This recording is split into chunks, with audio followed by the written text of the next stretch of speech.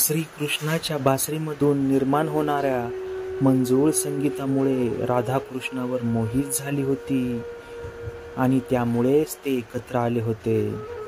कृष्ण आणि राधा काही परिस्थितीमुळे एकमेकांपासून दूर झाले असले तरी ती बासरी नेहमी त्यांच्यामधील दुवा साधायची. त्या बासरीमधून मंत्रमुग्ध करणारे अवीट गोडीचे संगीत बाहेर पडत असे, जे थेट राधेपर्यंत पोचत असे. असे सांगितले जाते, द्वारकेत काम करता करता राधेला श्रीकृष्णांना पाहायची संधी मिळत असे. मात्र एके दिवशी राधाने त्या राजवाड्यापासून लांब जाण्याचे ठरविले. राधा एका अरण्य गावात राहू लागली. अंतिम घटिक समीप आली तेव्हा श्रीकृष्णाने राधेची भेट घेतली. श्रीकृष्णाकडून बासरी ऐकण्याची इच्छा राधेने प्रकट केली. श्रीकृष्णाने राधेची इच्छा पूर्ण केली.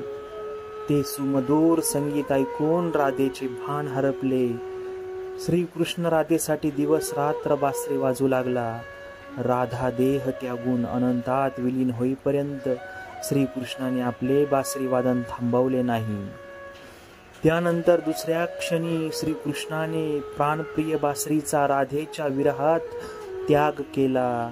त्यानंतर श्रीकृष्णाने अवतार कार्य पूर्ण होईपर्यंत बासरी वाजवली नाही, असा मतप्रवाह आणि मान्यता आहे.